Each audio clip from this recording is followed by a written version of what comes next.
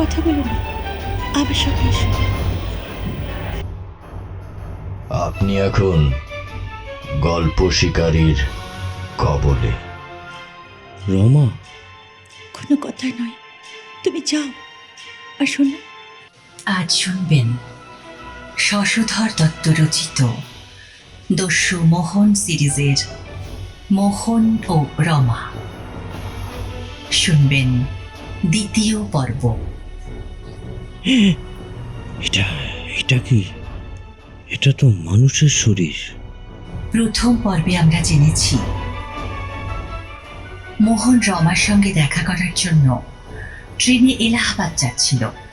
সেই সময় এক দস্যু মোহনকে আক্রমণ করে তার হাত পা বেঁধে পকেট থেকে মানি ব্যাগ এবং ডায়েরি নিয়ে চম্পট দেয়। এরপর ট্রেন এলাহাবাদ স্টেশনে পৌঁছলে সেখানে পুলিশের দুজন ডিটেকটিভকে সঙ্গে নিয়ে মোহন সেই দস্যু কুখ্যাত খুনি রামদিন চৌবেকে পুলিশের হাতে ধরিয়ে দেয়। এরপর মোহন রমার সঙ্গে দেখা না করেই ফিরে যায় কলকাতায়। এরপর শুনুন আজকের পর্বে। শুরু হচ্ছে আমাদের আজকের গল্প মোহন ও রমা, দ্বিতীয় পর্ব।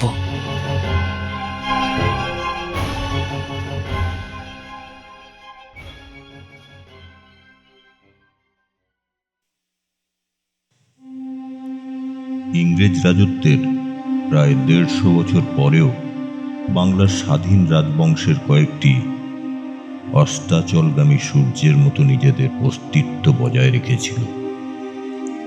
বর্তমান কাহিনী এইরকমই এক রাজ পরিবারকে নিয়ে। বাংলার দক্ষিণ পশ্চিম অংশে এক জমিদার ছিলেন কুমার নরনারায়ণ রায়।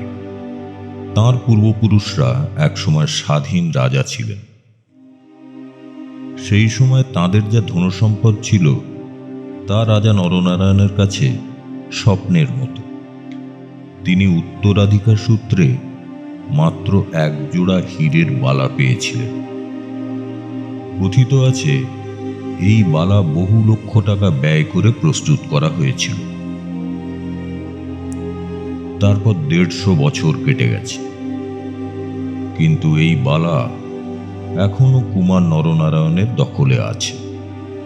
কি করে আছে সে এক রহস্য।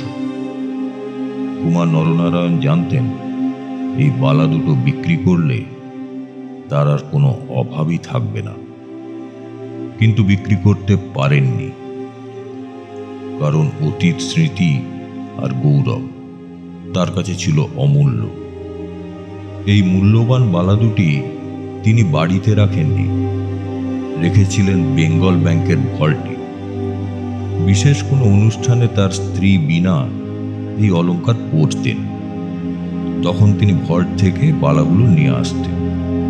এই ঐতিহাসিক হীরের বালা দুটোর কারণে কুমার নরনারায়ণের অর্থাভাব ছিল না, কারণ তিনি সহজেই ওই ব্যাংক থেকে মোটা অঙ্কের ঋণ পেতেন।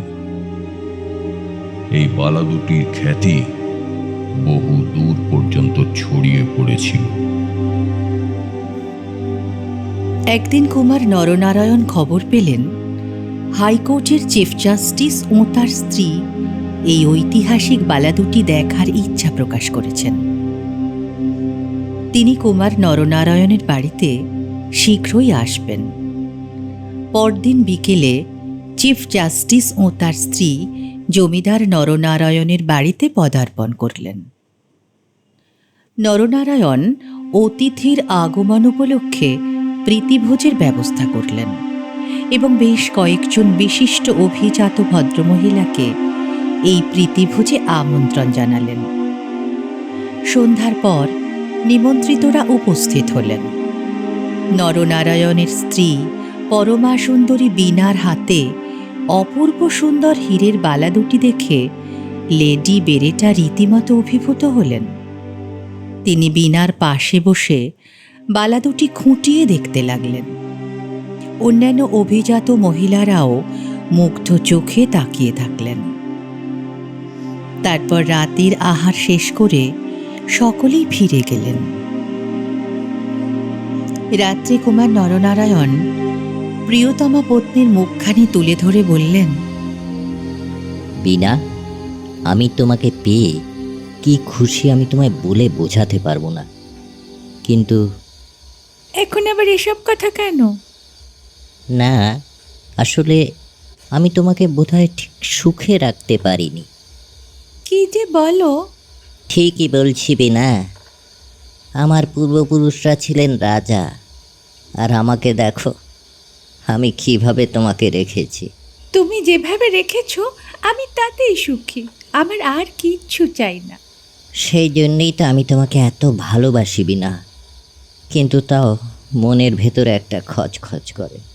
কিন্তু যাই বলো, এত কিছুর পরেও যে এই দুটো বালা আমাদের কাছে আছে, এটা একটা অদ্ভুত ব্যাপার, তাই না? হ্যাঁ, ঠিক বলেছ। ঈশ্বরের অশেষ করুণা আমাদের ওপর। হ্যাঁ, এটাই শেষ ভরসা। যাই হোক, এখন বালা দুটো দাও, আমি বরং রেখে আসি। কালকে ব্যাংকে দিয়ে আসতে পারলে শান্তি। হ্যাঁ, এই যে। কুমার হীরের বালা দুটি নিয়ে পাশের গুপ্ত কক্ষে প্রবেশ করলেন। একটা পাথরের টেবিলে ড্রয়ার টেনে নিয়ে তার মধ্যে বালা দুটি রেখে তার উপরে একটি কাগজ দিয়ে চাপা দিলেন। তারপর শোবার ঘরে ফিরে এলেন। যে ঘরে হীরের বালা দুটি রাখলেন সে ঘরে যাবার একটাই মাত্র দরজা, তাও শোবার ঘরের মধ্যে দিয়ে। তাই সেটা চাবি দিয়ে বন্ধ করার কোনো প্রয়োজন ছিল না।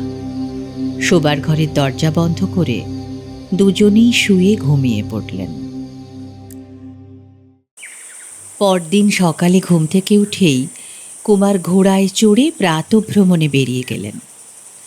ফিরে এসে দেখলেন তার স্ত্রী বীণা তার জন্য প্রাতরা সাজিয়ে বসে আছেন। বালাগুলো নিয়ে তাহলে ব্যাংকে কখন যাবে? হ্যাঁ, এই খাওয়ার শেষ করেই বেরিয়ে যাব।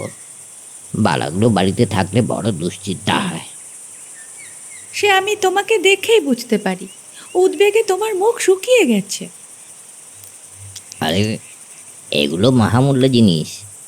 হ্যাঁ, দস্যুরা যদি জানতে পারে বাড়িতে আছে, তারা যে কি করবে বলা খুব মুশকিল।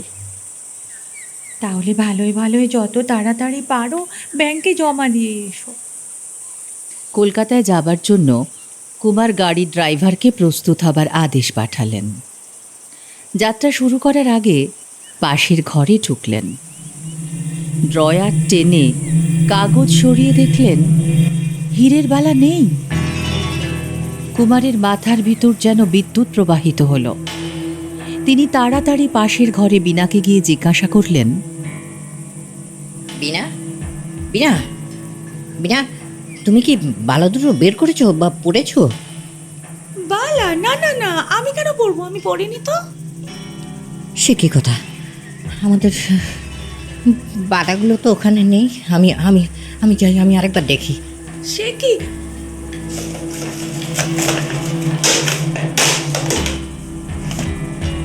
ওই, এখানে তো নেই। আমি তো এই ড্রয়ারই রেখেছিলাম। তোমার মনে আছে এই ড্রয়ারে রেখেছিলে না অন্য কোনো ড্রয়ার? হ্যাঁ হ্যাঁ হ্যাঁ, আমি এই ড্রয়ারে রেখেছি। তুমি দেখো, এখানেই রেখেছি, আমি জানি। ঠিক মনে করে দেখো, অন্য কোথাও রাখোনি তো? না না না বিনা, আমি অন্য কোথাও রাখিনি। কুমার একটা মোমবাতি জ্বালালেন। গুপ্ত কক্ষটিতে একটি মাত্র ছোট জানালা ছিল বলে ভিতরে আলো প্রবেশ করত না।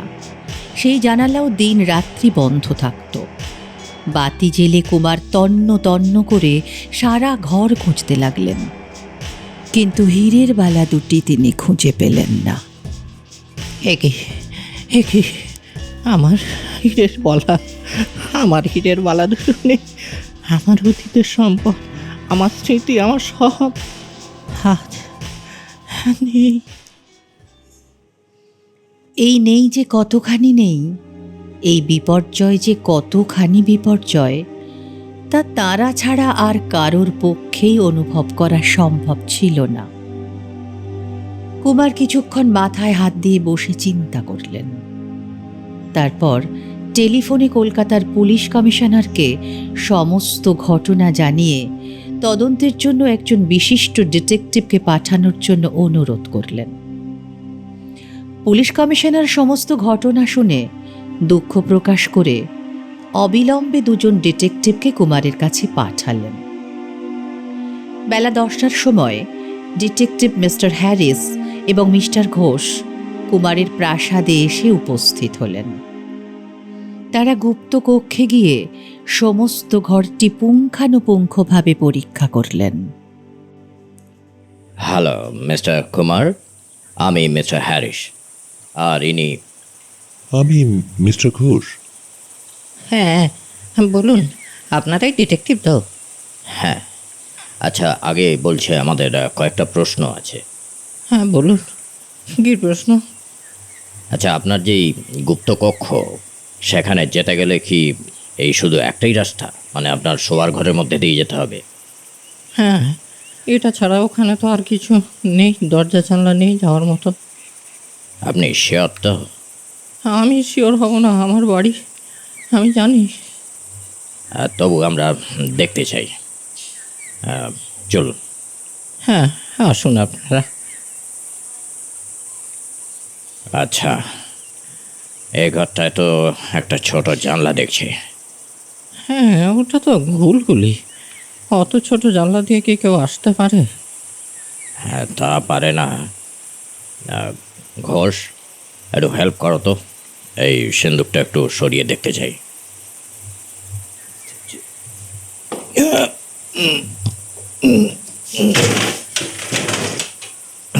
থাক থাক।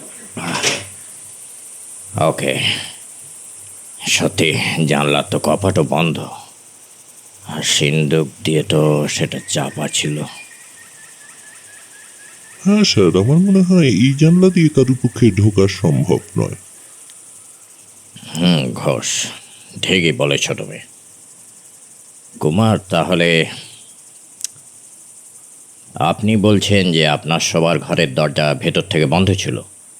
হ্যাঁ, আমি তো সকালবেলা উঠে খিল খুলে দরজা খুলে বেরোলাম।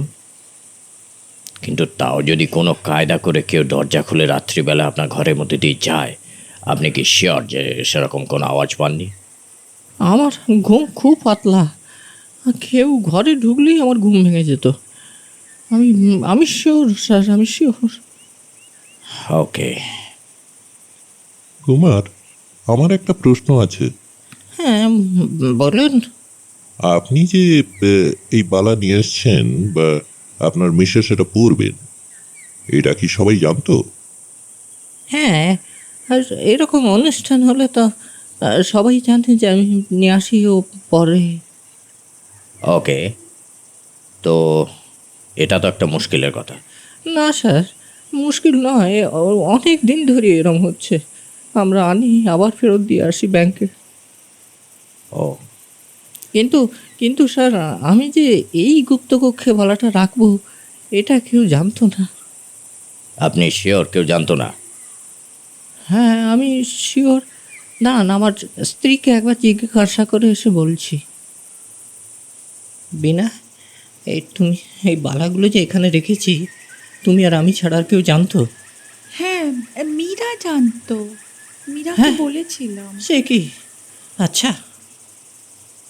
হ্যাঁ ডিটেকটিভ, আসলে হয়েছে কি, আমার স্ত্রী, ও যখন, মানে ওর একজন বান্ধবী মিসেস মীরা গুপ্তা, তার খুব দুরাবস্থা চলছে, মানে ওর হাজব্যান্ড ওকে ছেড়ে দিয়ে চলে গেছে। তো ওনার অবস্থা খুব খারাপ। উনি আমাদের বাড়িতেই ওনার ছেলেকে নিয়ে থাকেন, বাচ্চা ছেলে। তো এরই পেছন দিকেই থাকেন। আমার স্ত্রীর ফরমাস খাতেন আর কি। আমার স্ত্রী ওকে বলেছিলেন যে এইখানে বালা দুটো আমরা রাখি। ও, ওকে, তো আমাকে তার কাছে নিয়ে চলুন। তারা যখন মিসেস গুপ্তার ঘরে প্রবেশ করলেন, দেখলেন তিনি সেলাইয়ের কাজে ব্যস্ত। মিসেস গুপ্তা হঠাৎ কুমারের সঙ্গে অপরিচিত ব্যক্তিদের দেখে বিস্মিত হয়ে উঠে দাঁড়ালেন। বেথুন কলেজে বিএ পাশ করা মেয়ে মীরা। তিনি অপ্রতিভ না হয়ে কুমারের দিকে জিজ্ঞাসু দৃষ্টিতে তাকালেন। ঘরে একটি সুশ্রী বালক পড়াশোনা করছিল। নমস্কার মিসেস গুপ্তা। হ্যাঁ বলুন। আপনি কি জানেন যে হীরের বালা দুটো চুরি হয়ে গেছে? হীরের বালা চুরি হয়ে গেছে? সে কি? আমি তো নিজে হাতে রানীদিকে ওই বালা পরিয়ে দিয়েছিলাম। হ্যাঁ, কিন্তু সেগুলো চুরি হয়ে গেছে। তাই আমি জানতে চাইছি যে এই বিষয়ে আপনার কোনো ধারণা আছে কিনা। না, আমার কোনো ধারণা নেই। আমি তো বিশ্বাসই করতে পারছি না। ব্যাপারটা তো এরকমও হতে পারে যে আপনার ঘরের মধ্যে দিয়েই চোর চুরি করতে গিয়েছিল। আমার ঘরের মধ্যে দিয়ে? আমাকে না মেরে ঘরের মধ্যে দিয়ে চোর ঢুকবে? সেরম কি কোনো সম্ভাবনা নেই বলছেন? এই ঘরেটা একটা জানলা আছে, এখান দিয়ে তো যাওয়া যেতে পারে। ওই জানলাটা দেখুন, এই জানলাটা দিয়ে কি কখনো কারোর পক্ষে ঢোকা সম্ভব গুপ্তকক্ষে? তার মানে আপনি জানতেন যে বালাটা গুপ্তকক্ষেই রাখা আছে? হ্যাঁ, আমাকে রানীদি বলেছিলেন গুপ্তকক্ষেই তো বালাগুলো থাকতো। ঠিক আছে। মিস্টার হ্যারিস দেখলেন মিসেস গুপ্তা সুন্দরী, বয়স বেশি নয়, তবে দারিদ্র্য, দুর্ভাবনা ও দুশ্চিন্তার কারণে তার চেহারায় একটা মালিন্যের ছাপ পড়েছে। মিসেস গুপ্তাকে দেখে মিস্টার হ্যারিসের মনে হলো কুমারের ঘর থেকে হীরের বালা চুরির কথা শুনে তার মুখে যে বিস্ময় ও আশঙ্কার ভাব ফুটে উঠেছে তা কৃত্রিম নয়। এদিকে মীরা বুঝলেন তার মাথার উপরে বিপদের মেঘ ঘনিয়ে এসেছে। মিস্টার হ্যারিস মীরার ঘর থেকে বেরিয়ে গেলেন। কুমার তাকে বললেন, মিস্টার হ্যারিস, আমার মনে হয় আপনি মীরাকে সন্দেহ করছেন না। আমার কিন্তু পূর্ণ বিশ্বাস আছে ওর উপরে। হ্যাঁ কুমার, প্রথম দিকে আমার সন্দেহ হয়েছিল, কিন্তু এখন বলতে বাধ্য হচ্ছি যে আমার সন্দেহটা নেই। কারণ অনেক চোর ডাকাত ঘেঁটেছি, মুখ দেখলে অনেক কিছুই বুঝতে পারি। যাই হোক, এখন আমি অন্য ঝি চাকরদের একটু জবানবন্দি নেব। এরপর বাড়ির ঝি চাকর এবং দারোয়ানদের জেরা করা হলো এবং জবানবন্দি নেওয়া হলো। বিশাল প্রাসাদে সমস্ত জায়গা তন্ন তন্ন করে খোঁজা হলো, কিন্তু হীরের বালার সন্ধান পাওয়া গেল না। জানালার ভেতর দিয়ে চুরি করা অসম্ভব বলে মনে হলো। তাছাড়া জানালা ভেতর দিয়ে খিল দেওয়াও ছিল। চোরের পক্ষে একবার জানলায় খিল খুলে চুরি করে আবার জানালা দিয়ে বেরিয়ে এসে খিল দেওয়া সম্ভব নয়। সুতরাং জানলা দিয়ে ঢুকে চুরি করা সম্ভব ছিল না। এদিকে কুমার বারবার বলছেন তিনি শোবার ঘরের দরজায় খিল দিয়ে ঘুমিয়েছিলেন এবং সকালে ঘুম থেকে উঠে তিনি সেই খিল খুলেছেন। তাই দরজার খিল খুলে প্রবেশ করে চুরি করাও অসম্ভব।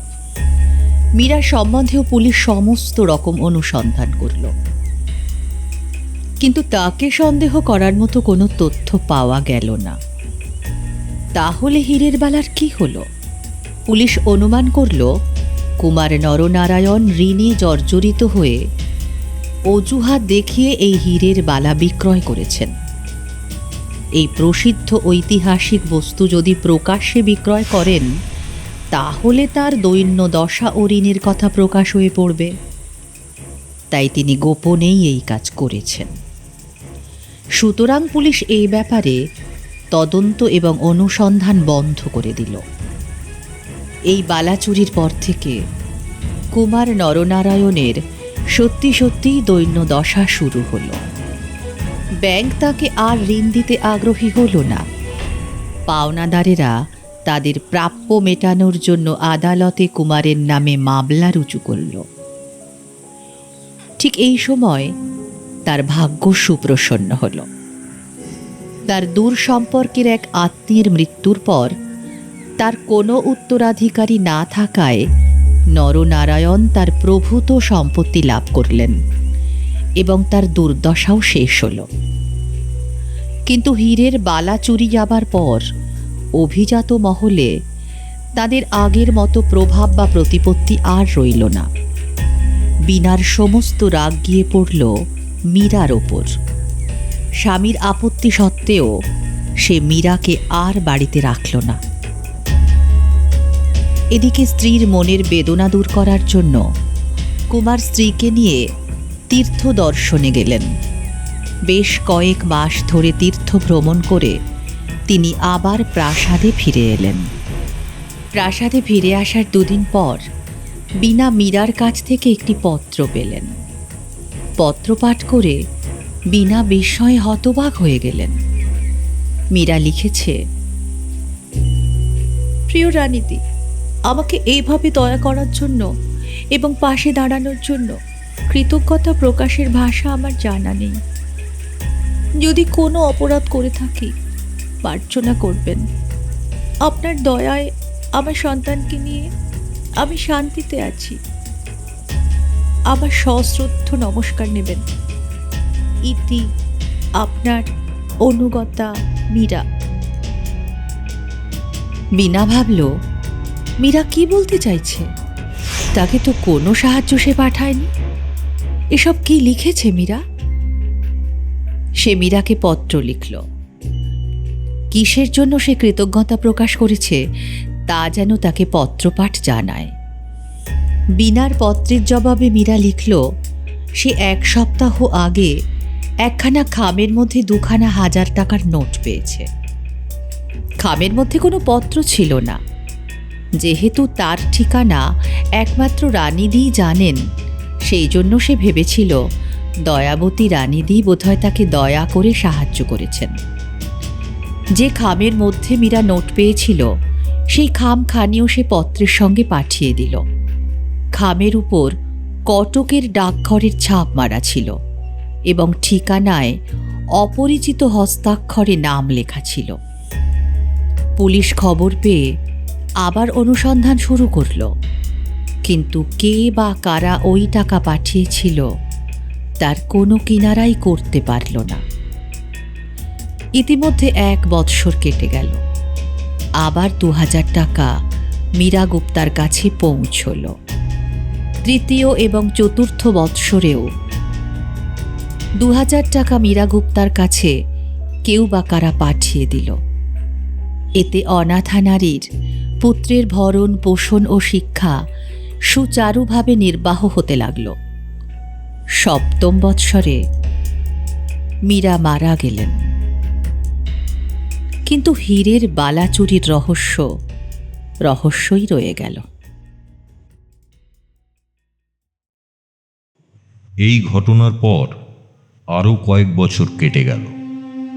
হীরের বালা জনসাধারণের মন থেকে মুছে গেল।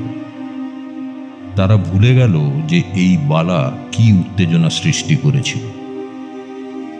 কিন্তু বিধাতার ইচ্ছা বোধহয় অন্যরকম ছিল। কুমার নরনারায়ণের নাতির অন্নপ্রাশন উপলক্ষে বহু আত্মীয় স্বজনের সমাগম হয়েছিল। কুমারের একমাত্র কন্যা সন্তান কণিকার প্রথম পুত্রের অন্নপ্রাশন। কুমার মুক্ত হস্তে ব্যয় করছিলেন। কণিকার মা বীণা দেবী এই উপলক্ষে তার আত্মীয় স্বজনকে নিমন্ত্রণ করেছিলেন। নিমন্ত্রিতদের মধ্যে ছিলেন তার কনিষ্ঠা ভাগ্নী কুমারী রমা। রমার সঙ্গে আমরা আগেই পরিচিত হয়েছি। ছদ্মবেশী দস্যু মোহনের সঙ্গে একই জাহাজে রেঙ্গুন যাবার সময় রমার সঙ্গে মোহনের পরিচয় হয়েছিল। তাদের মধ্যে প্রগাঢ় বন্ধুত্বও হয়েছিল।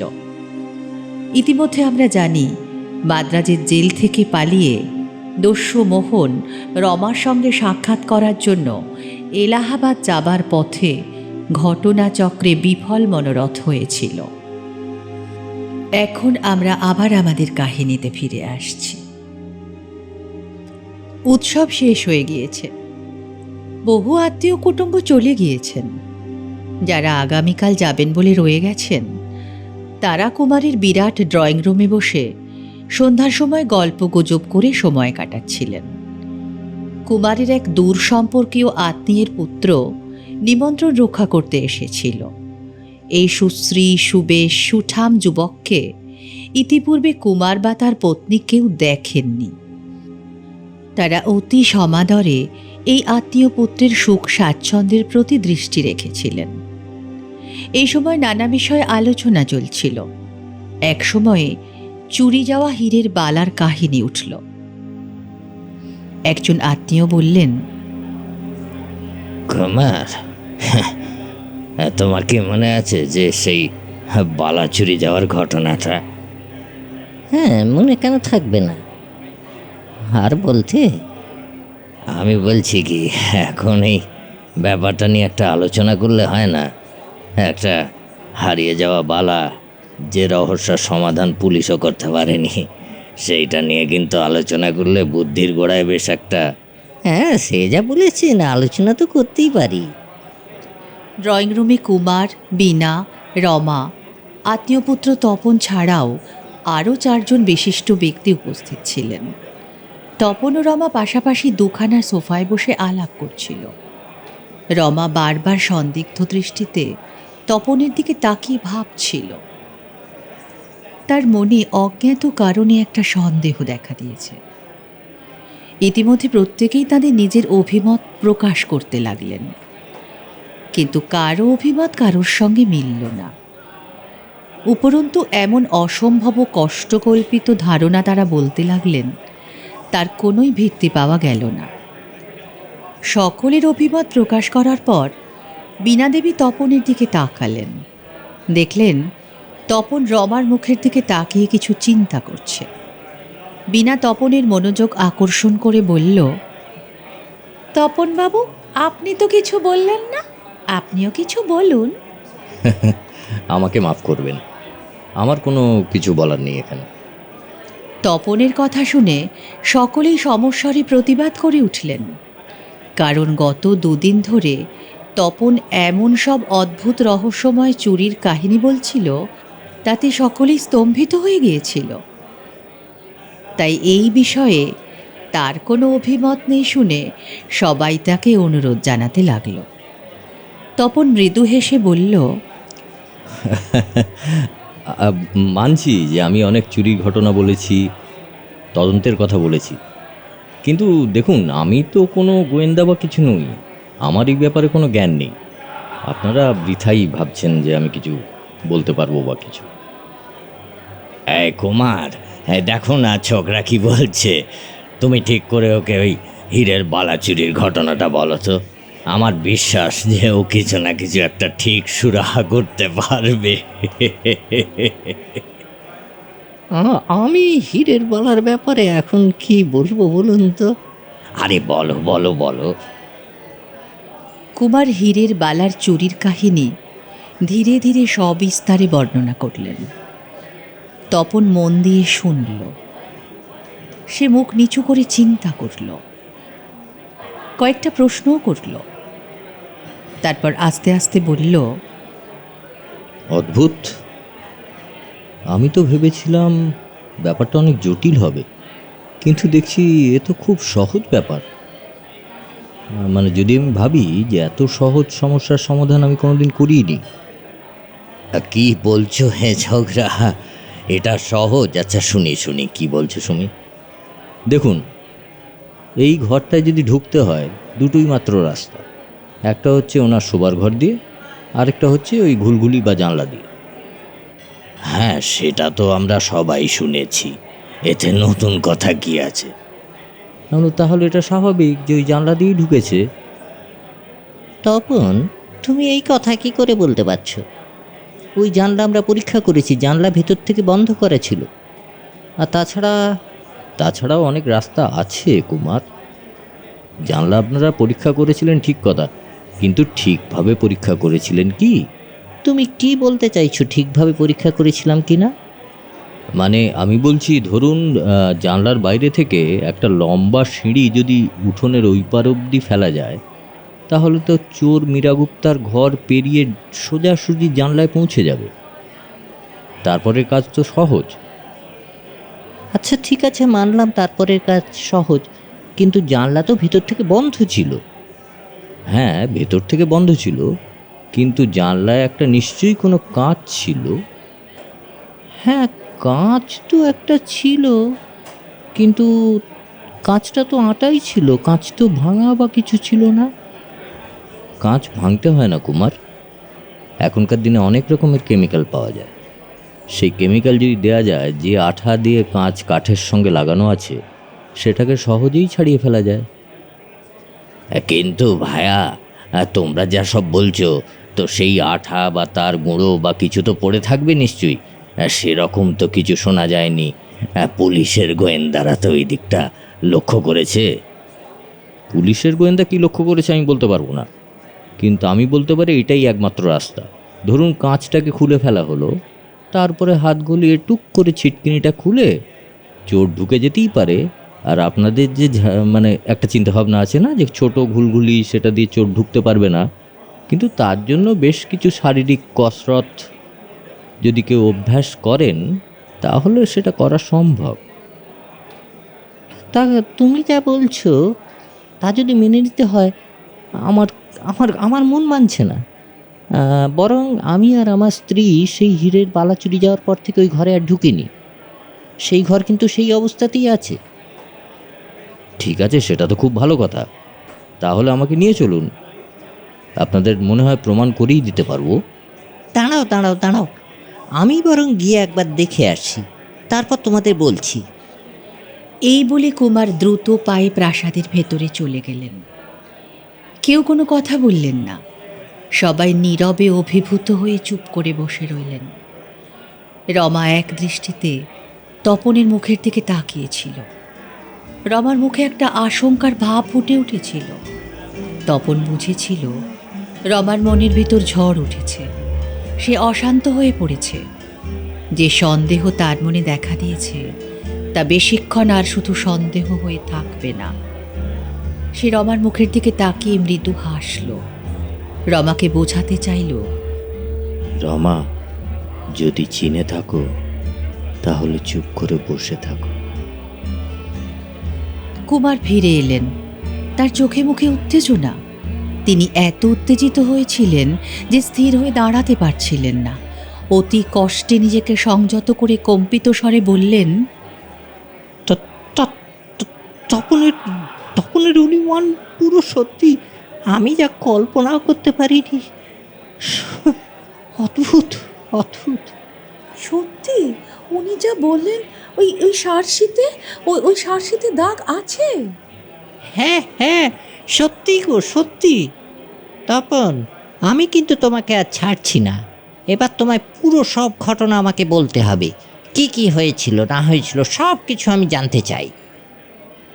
হ্যাঁ, ব্যাপারটা খুবই সহজ। যে লোক চুরি করেছিল সে আপনাদের অবর্তমানে একটা সিঁড়ি নিয়ে এসে কোথাও একটা লুকিয়ে রেখেছিল, ধরা যাক রান্নাঘরেই লুকিয়ে রেখেছিল। আর তারপরে যখন আপনি রাত্রিবেলা বালাটা রাখলেন, তারপর সিঁড়ি দিয়ে খুব সহজেই জানলার কাছে উঠে গেল এবং তারপর সেটা দিয়ে ঢুকে গেল। তপন, তুমি যা বলছো তা প্রায় অসম্ভব। যদি সিঁড়ি দিয়ে কেউ ওঠেও, কিন্তু ওইটুকুন একটা জানলা দিয়ে সে ঢুকবে কি করে? হ্যাঁ, ঢুকতেই পারে। খুব অস্বাভাবিক কিছু কি? কোনো মানুষের পক্ষে বা কোনো লোকের পক্ষে তো ওটা ঢোকা সম্ভব নয় ওইটুকু জায়গা দিয়ে। তপন, হ্যাঁ, তাহলে সে কোনো লোক নয়। লোক নয় মানে কি বলছো তুমি? লোক নয় মানে কোনো শিশু, ছোটোখাটো মানুষ, সে তো ঢুকতে পারে। একটা শিশু বালা চুরি করবে? অদ্ভুত। হ্যাঁ, করতেই পারে। আপনি বলেছিলেন না মিসেস মীরা গুপ্তার একটা ছোট ছেলে ছিল? হ্যাঁ, একটা 7 বছর বয়সী ছেলে ছিল, ওর নাম ছিল চন্দ্রকান্ত। সে বালা চুরি করবে? না না, হতেই পারে না, অসম্ভব ব্যাপার। তুমি এইরকম কথা বলো না। আমি যদি বলি যে সেই চুরি করেছিল? সে চুরি করেছিল? আমার তো মনে হয় সেই চুরি করেছিল। আর সে সিঁড়িটা রান্নাঘরে এনে রেখেছিল, অথবা তাদের রান্নাঘরে কোনো একটা সিঁড়ি ছিল। অনেক সময় রান্নাঘরের ওপরে কোনো জিনিস রাখতে হয় বা নামাতে হয়, সেই জন্য। তাই যদি তুমি বলো, ওরা চলে যাওয়ার পর থেকে তো ওদের ঘর তালাবন্ধই পড়ে আছে এক বছর। তাহলে এখনই সেটা খুলে দেখা যায়। ঠিক আছে, আমি গিয়ে দেখে আসছি, দাঁড়াও। কুমার আবার বেরিয়ে গেলেন। কিন্তু কারুর সন্দেহ রইল না যে এক্ষেত্রেও তপনবাবুর কথা সত্যি বলেই প্রমাণিত হবে। সকলের বিস্ময়ের আর অবধি ছিল না, কারণ তপন যেভাবে বিবরণ দিচ্ছিল তা যে শুধু অনুমানের ওপর নির্ভর করে কিছু বলা নয়, তা যে কোনো সত্য ঘটনার বিবৃতি দেওয়ার সমতুল্য, সে বিষয়ে কারুর মনে এতটুকু দ্বিধা ছিল না। একটু পরেই কুমার ফিরে এলেন। তিনি অত্যন্ত ক্লান্ত দেহ মনে একটা চেয়ারের ওপর অবশভাবে বসে পড়ে বললেন, চুরি যে মীরার ছেলের কাজ, এ বিষয়ে আমার আর কোনো সন্দেহ নেই। রান্নাঘরে একটা সিঁড়ি রয়েছে। তপনবাবু, আপনি বলছেন এটা মীরার ছেলের কাজ? কিন্তু আমি বলছি এই কাজ তার মায়ের। মীরাই এই কাজের মূলে। সে তার ছেলেকে দিয়ে এই কাজ করিয়েছিল। না বীণা দেবী, এটা তার মায়ের কাজ নয়। তার মায়ের ব্যাপারে কিছু জানতই না। হতেই পারে না। মা ও ছেলে তো এক ঘরে ঘুমাতো, এক ঘরেই থাকতো। ছেলে এরকম একটা চুরি করলো আর তার মা কিছুই জানতে পারলো না, এ কথা কেউ বিশ্বাস করবে? এক ঘরে তারা থাকতো, এটা ঠিক কথা, কিন্তু চুরিটা যখন হয়েছিল তখন মীরা দেবী এই ঘরে ছিলেন না, অন্য কোথাও ছিলেন। তা তপন, পুলিশ তো পুরো অনুসন্ধান করেছিল, ওদের সমস্ত জিনিস তন্ন করে খুঁজেছিল। তাহলে বালা দুটো তাহলে কোথায় গিয়েছিল? পুলিশ সব দিকেই তদন্ত করেছিল, সবই খুঁজেছিল, কিন্তু পুলিশ কি ছোট ছেলেটির পড়ার বইগুলো নাড়াচাড়া করে দেখেছিল? হয়তো বইয়ের পাতার আড়ালে সে লুকিয়ে রেখে দিয়েছিল। আর অত ছোট ছেলে দেখে পুলিশ এই সম্ভাবনাটার কথা ভাবেইনি। আচ্ছা ঠিক আছে, তোমার কথা আমি মেনে নিলাম। তাহলে এই মীরা দেবী যে প্রত্যেক বছর 2000 টাকা করে পেতেন, তাহলে সেটা কোথা থেকে পেতেন? তিনি যদি এই চুরির সঙ্গে জড়িত না থাকবেন? তিনি যদি এই চুরির সঙ্গে জড়িত থাকতেন তাহলে চিঠি পাঠিয়ে উনি বীণা দেবীকে ধন্যবাদ জানাতেন না, ব্যাপারটা গোপনই রাখতেন। ঘটনাটা ঘটেছিল খানিকটা এই রকম। ওনার যে ছোট্ট ছেলেটি ছিল সে অতি বুদ্ধিমান একটি ছেলে, এবং সে কিন্তু কলকাতায় যাতায়াত করত। সে কলকাতায় গিয়ে এক ব্যবসাদারের সঙ্গে কথা বলে এবং ওই বালা থেকে একটা একটা করে হিরে খুলে নিয়ে সে সেই ব্যবসাদারকে বিক্রি করত। এবং এখানে একটাই শর্ত ছিল যে ওই 2000 টাকা, মানে বিক্রির 2000 টাকা, সেটা একটা মিথ্যা নামে তার মায়ের ঠিকানায় পাঠিয়ে দিতে হবে। আর ব্যবসাদারও যখন দেখছে যে 10,000 টাকার জিনিস সে 2000 টাকায় কিনছে, সে রাজি হয়ে গেল। এসব কি বলছো তপন? বড় অদ্ভুত লাগছে শুনে। না, শুনুন না, গল্পটা এখানেই শেষ নয়। এইভাবে চলতে চলতে 4 বছর কেটে গেল। তারপর তার মা একটা দুরারোগ্য রোগে পড়ল। তখন ছেলেটিরও বয়স 4 বছর বেড়েছে, অর্থাৎ প্রায় 11-12 বছর। সে তখন এই পদ্ধতিতেই 4000 টাকা জোগাড় করল, কারণ তার ধারণা ছিল যে মায়ের চিকিৎসাটা তাকে ভালো করে করতে হবে। তপনের কথা শুনে উপস্থিত সকলের মন একটা সন্দেহে পরিপূর্ণ হয়ে উঠল, কারণ তপনকে কেউ চিনত না। এমনকি কুমার পর্যন্ত তপনকে জানতেন না। তপনের বিবরণে আনুমানিক ইতিহাসেরও ঊর্ধ্বে যে একটা নিষ্ঠুর সত্য কাহিনী ফুটে উঠছিল, তা সকলেই বুঝতে পেরে অস্বস্তি বোধ করতে লাগলেন। কুমার এক দৃষ্টে তপনের দিকে তাকিয়েছিলেন। তিনি মনে মনে যা ভাবছিলেন, মুখে তা প্রকাশ করতে কুণ্ঠিত বোধ করছিলেন। যাই হোক, তিনি একটু হেসে বললেন, তোমার অসাধারণ অনুমান শক্তি তপন। তা আমি তোমার আর কিছু অনুমান বা এই ব্যাপারে আরও কিছু যদি আলোকপাত করো, সেটা জানতে আগ্রহ বোধ করছি। এটা আমার অনুমানও ভাবতে পারেন, আবার এটাও ভাবতে পারেন যে কঠোর বাস্তব থেকে উঠে আসা একটা গল্প বা সত্য ঘটনা। শুনুন তাহলে। আপনার এখান থেকে সেই ভদ্রমহিলাকে তাড়িয়ে দেওয়ার পর সেই ভদ্রমহিলা তার ছোট্ট ছেলেকে নিয়ে একটা গণ্ডক গ্রামে আশ্রয় নিলেন। সেখানে তার দুর্নাম ও নানা কষ্টের মধ্যে দিয়ে জীবন কাটতে লাগল। ছেলেটি বছরে হয়তো 2-1 করে হিরে বিক্রি করে সংসারে একটু সাচ্ছল্য আনার চেষ্টা করল, কিন্তু দুশ্চিন্তা ও অন্যান্য কারণে তার মা আস্তে আস্তে মৃত্যুর দিকে এগিয়ে যেতে থাকল। এই জগতে ছেলেটির আর কেউ ছিল না।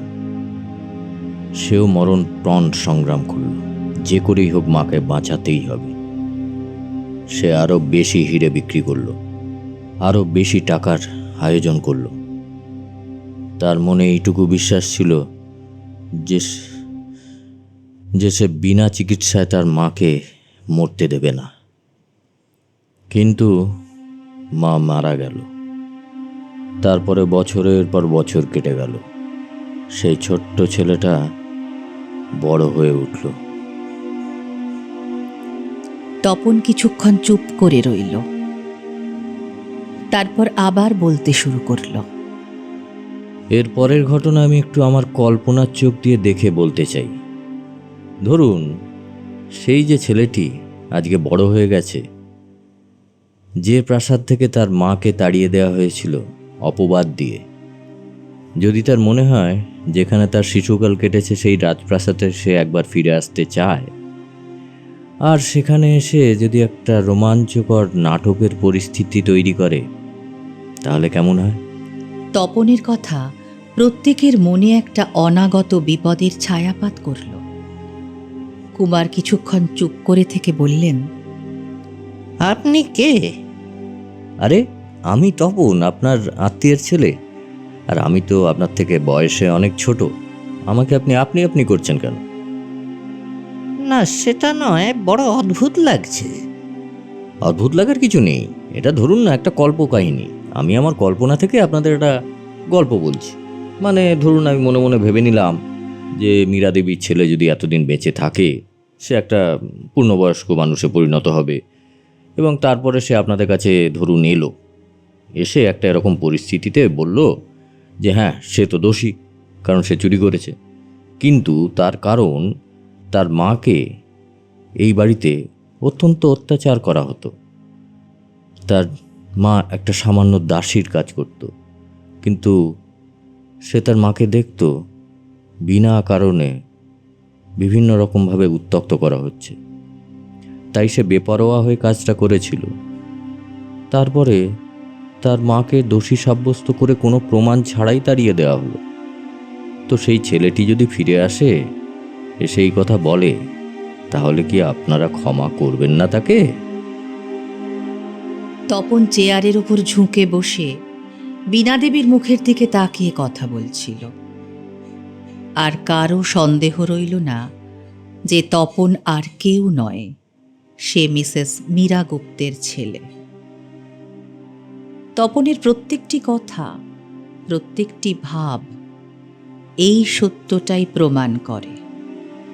কুমার দ্বিধাগ্রস্ত হয়ে উঠলেন। তিনি ভাবলেন, তপনের বিরুদ্ধে কিভাবে ব্যবস্থা নেওয়া যায়। দারোয়ানদের ডেকে এনে তিনি গ্রেপ্তার করিয়ে দেবেন, হইচই করবেন, যে দুর্বৃত্ত তার ঐতিহাসিক মহামূল্য বস্তু চুরি করেছে তাকে পুলিশে দেবেন। কিন্তু এই ঘটনা তো বহু বৎসর আগে ঘটেছিল। কে তার কথা বিশ্বাস করবে যে একটা শিশু এই কাজ করেছিল? না, তার চেয়ে চুপ করে থাকাই শ্রেয়। তিনি বললেন, তপন, এটা মানতেই হচ্ছে যে তোমার কল্পনা সত্যি অতি সুন্দর। আমি খুবই আনন্দ পাচ্ছি। তা বাবা, আমি একটু জানতে চাই যে সেই ছেলের এখনকার অবস্থা কী? আমি আশা করি সে এখনও এই সহজে ধনী হওয়ার পথ নিশ্চয়ই ত্যাগ করেনি। না, নিশ্চয়ই না। শুনে খুশি হলুম। হ্যাঁ, খুশি হবারই কথা। কারণ ভেবে দেখুন, যে ছেলে 7 বছর বয়সে এরকম একটা ঘটনা ঘটাতে পারে এবং তার কোনো প্রমাণ থাকে না, সে কি আর এই পথ ত্যাগ করে? আর অন্য দিক থেকে ভাবলে, তার মায়ের প্রতি যে অনাচার অন্যায় হয়েছিল, তার প্রতিবাদ করার জন্য সে যদি সেই জায়গায় আবার ফিরে আসে, সেটাও কি সে খুব ভুল কাজ করেছে? তপন উঠে দাঁড়ালো। তার দৃষ্টি রমার মুখের ওপর পড়ল। রমার মুখ রক্তশূন্য, বিবর্ণ। তপন এক মুহূর্ত ভাবল, তারপর বীণা দেবীর দিকে তাকিয়ে বলল, বীণা দেবী, আপনাকে দেখে মনে হচ্ছে আপনি বেশ ভয় পেয়েছেন।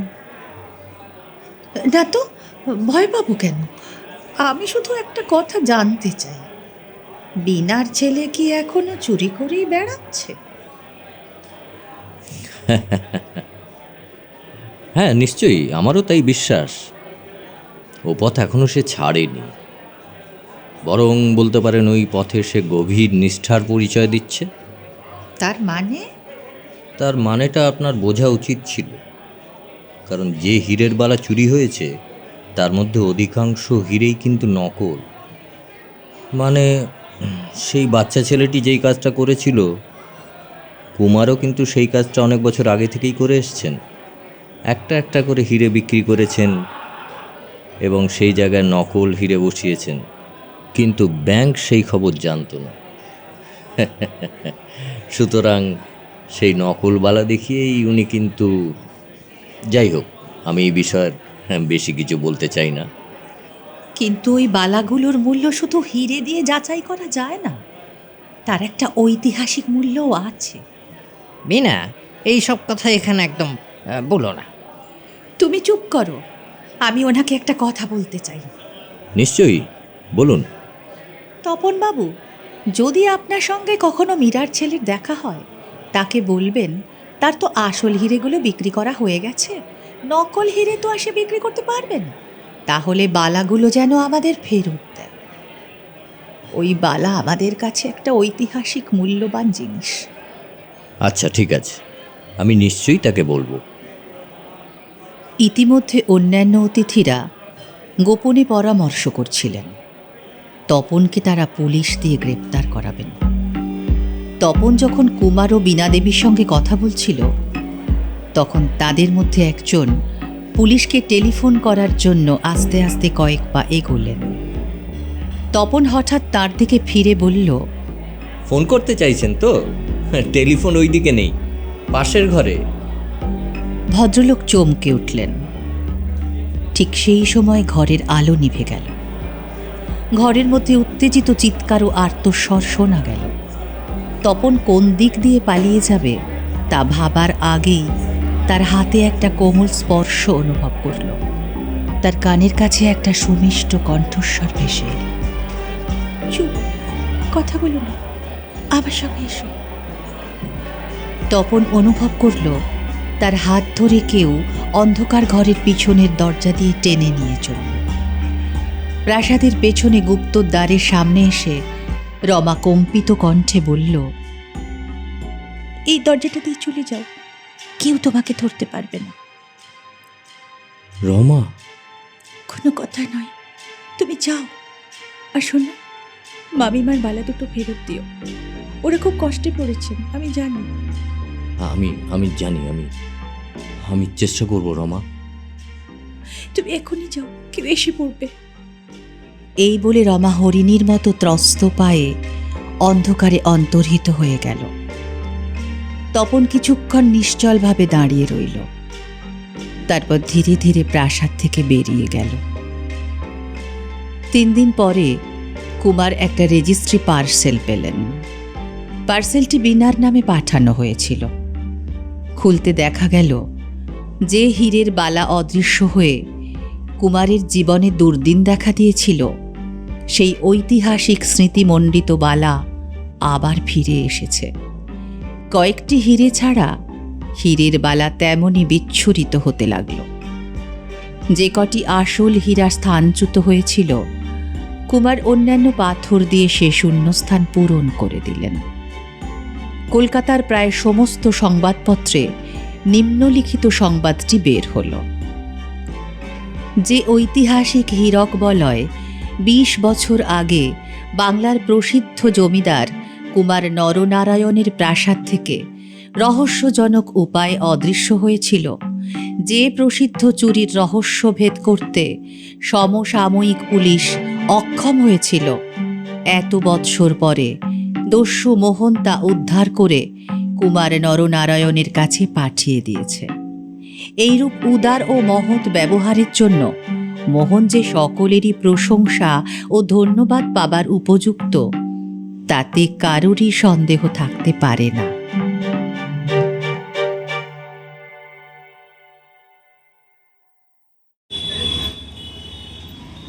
কলকাতার পার্ক স্ট্রিটের একটা 7 তলা বৃহৎ অট্টালিকা। রাত্রি 12টার সময় বাড়ির দরজা বন্ধ হয়ে যায়। এই বিশাল অট্টালিকায় বহু মানুষ তাদের পরিবারবর্গ নিয়ে বাস করেন। সেদিন রাত্রি 3টের সময় মেন গেটের ঘণ্টা ভীষণ শব্দে বেজে উঠল। সিকিউরিটি ইনচার্জের ঘুম ভেঙে গেল। বাবা, এত রাত্রে আবার কে বেল বাজালো? উফ,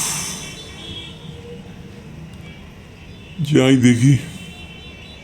তিনি দরজা খোলা মাত্র এক ব্যক্তি প্রবেশ করে বলল, আচ্ছা, ডাক্তার ঘোষ আছেন এই বাড়িতে? হ্যাঁ হ্যাঁ আছেন, কিন্তু এত রাত্রে তো উনি কোথাও যান না। না গেলে তো উপায় নেই, বড় বিপদে পড়ে এসেছি। আমার সঙ্গে ওনাকে যেতেই হবে। এই কথা বলেই আগন্তুক সিঁড়ি দিয়ে ওপরে উঠতে লাগল।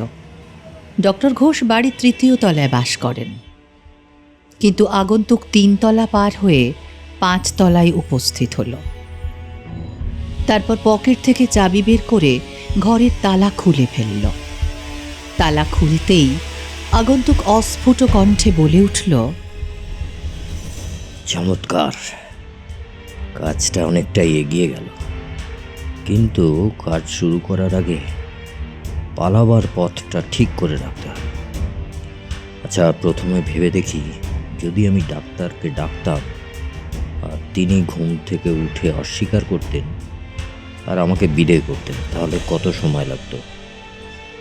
তা এখনো অবধি হয়েছে 3 মিনিট।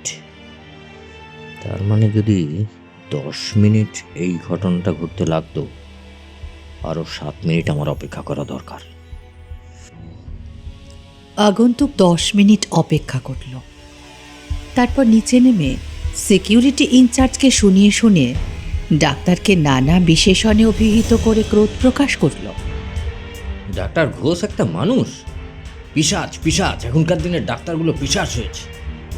এত রাত্রে এত বিপদে পড়ে এলাম, শালা গেলই না। আগন্তুক দেখল মেন গেটের দরজা খোলা রয়েছে। দরজা একটা নতুন ধরনের চাবির বন্দোবস্ত। এই দরজা বন্ধ করলেই নিজে থেকেই চাবি বন্ধ হয়ে যায়। আগন্তুক চাবির ছিদ্রে এক টুকরো লোহা প্রবেশ করিয়ে সশব্দে দরজা বন্ধ করে দিল। সিকিউরিটি ইনচার্জ তার ঘর থেকে দরজা বন্ধের শব্দ শুনে নিশ্চিন্ত মনে নিদ্রা গেলেন। তিনি নিশ্চিত রূপে জানতেন, দরজা যখন বন্ধ হয়েছে তখন চাবিও পড়ে গেছে। 15 মিনিট পরে আগন্তুক আবার ফিরে এলো। নিঃশব্দে দরজা খুলে ভেতরে প্রবেশ করল। তারপর ধীরে ধীরে দরজা বন্ধ করে দিল। তার আসার কথা সিকিউরিটি ইনচার্জ জানতে পারল না। আগন্তুক ভাবল, যদি কেউ এখন আমাকে দেখেও ফেলে, চিন্তার কোনো কারণ নেই, পালাবার পথ তো খোলাই রইল। এখন আমাকে যেটা করতে হবে, নিঃশব্দে সিঁড়ি বেয়ে উপরে উঠতে হবে 5 তলায়। আগন্তুক শান্ত নিঃশব্দ পায়ে সিঁড়ি দিয়ে ওপরে উঠতে লাগল। 5 তলায় উঠে দরজা খুলে ঘরের মধ্যে প্রবেশ করল। তারপর নিঃশব্দে ভেতর থেকে দরজা বন্ধ করে দিল। পকেট থেকে টর্চ বের করল। গা থেকে কোট খুলে একটা চেয়ারের ওপর বসল। যাক, এবার নিশ্চিন্ত মনে কাজ সারা যাবে। আমি মাঝে মাঝেই ভাবি, মানুষ এমন সহজ সরল পথে উপার্জন না করে কেন হাজার রকমের গণ্ডগোলে পথ বেছে নেয়? একটু দূরদৃষ্টি আর তার সঙ্গে একটু তীক্ষ্ণ বুদ্ধি যদি থাকে, ব্যাস, তারপর তো অফুরন্ত সময়। যখন যেমন খুশি ছুটি কাটাও, এমন আরামের ব্যবসা, এমন সুন্দর পথ। তাও বোকা মানুষগুলো দুঃখে জর্জরিত হয়ে থাকে। ভাবতেও অবাক লাগে। এরপর মোহন মেঝের কার্পেটের ওপর উপুর হয়ে নিঃশব্দে বুকে হেঁটে ইঞ্চি ইঞ্চি করে এগোতে লাগল। সোফার পেছনে গিয়ে কিছুক্ষণ চুপ করে উত্তেজনা কমানোর চেষ্টা করল। অবাক হয়ে ভাবল, অদ্ভুত ব্যাপার, আমার বুকটা কেন কেঁপে উঠল এরকম? কোথাও তো কোনো বিপদের সম্ভাবনা নেই, তাহলে মনটা এরকম উতলা হচ্ছে কেন? সূচিভেদ্য অন্ধকারের মধ্যে মোহন নিঃশব্দে অপেক্ষা করছিল। তার কানে একটা মৃদু শব্দ এলো। ভাবল আর অপেক্ষা করা ঠিক হবে না। সে ধীরে ধীরে উঠে বসে টেবিলের ওপর হাত ঠেকাল। আনন্দে মোহনের মন নেচে উঠল। যাক, এবারে সাফল্য। এবার শুধু গলা থেকে হীরের নেকলেসটা টেনে খুলে নিতে হবে। হঠাৎ মোহনের বুকের স্পন্দন যেন দ্বিগুণ হল। সে প্রাণপণে উত্তেজনা কমানোর চেষ্টা করতে লাগল। এই সময় সে যখন দাঁড়াতে যাবে, ঠিক তখনই তার পায়ে একটা জিনিস ঠেকল। হাত বুলিয়ে বুঝল সেটা একটা বাতিদান। সেটাকে সরিয়ে যখনই রাখতে গেল, একটা ঘড়ির ওপর তার হাত পড়ল। ঘড়িটাও মেঝের ওপর পড়ে আছে। মোহন চিন্তা করতে লাগল, ব্যাপারটা কি? এখানে কি ঘটেছে? মেঝেতে বাতিদান, ঘড়ি, এগুলো সব পড়ে আছে কেন? এটা এটা কি? এটা তো মানুষের শরীর, বরফের মতো ঠান্ডা। সে ভয়ে শিউরে উঠল। অতি কষ্টে নিজেকে সংযত করল। টর্চটা জ্বালতেই দেখতে পেল সামনে একজন মহিলার রক্তাক্ত মৃতদেহ। তার গলা ও ঘাড়ে গভীর ক্ষত চিহ্ন।